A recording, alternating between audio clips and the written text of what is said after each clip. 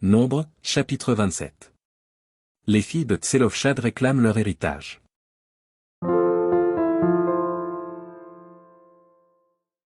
Les filles de Tselofchad, fils de Éphé, fils de Galad, fils de Makir, fils de Manassé, des familles de Manassé, fils de Joseph, et dont les noms étaient Machla, Noa, Ogla, Milka et Tirsta, s'approchèrent et se présentèrent devant Moïse, devant le sacrificateur Éléazar, et devant les princes et toute l'assemblée, à l'entrée de la tente d'assignation.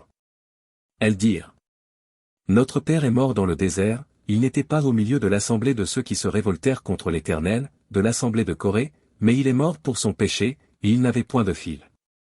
Pourquoi le nom de notre père serait-il retranché du milieu de sa famille, parce qu'il n'avait point eu de fils? Donne-nous une possession parmi les frères de notre père. Moïse porta la cause devant l'Éternel. Et l'Éternel dit à Moïse: Les filles de Tselofchad ont raison. Tu leur donneras en héritage une possession parmi les frères de leur père, et c'est à elles que tu feras passer l'héritage de leur père. Tu parleras aux enfants d'Israël, et tu diras: Lorsqu'un homme mourra sans laisser de fil, vous ferez passer son héritage à sa fille. S'il n'a point de fille, vous donnerez son héritage à ses frères. S'il n'a point de frère, vous donnerez son héritage aux frères de son père.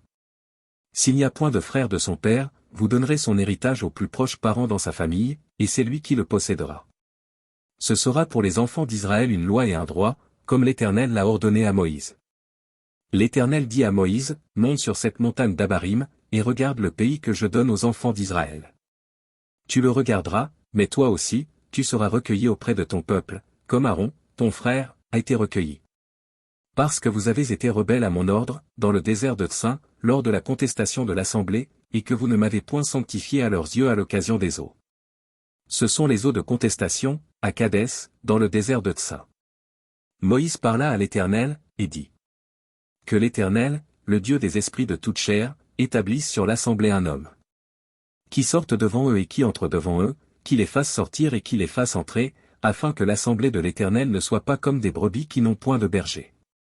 L'Éternel dit à Moïse: Prends Josué, fils de Nun, homme en qui réside l'Esprit, et tu poseras ta main sur lui. Tu le placeras devant le sacrificateur Éléazar et devant toute l'assemblée, et tu lui donneras des ordres sous leurs yeux. Tu le rendras participant de ta dignité, afin que toute l'assemblée des enfants d'Israël l'écoute.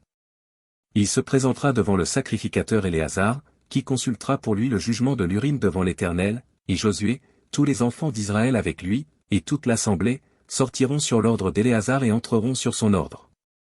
Moïse fit ce que l'Éternel lui avait ordonné.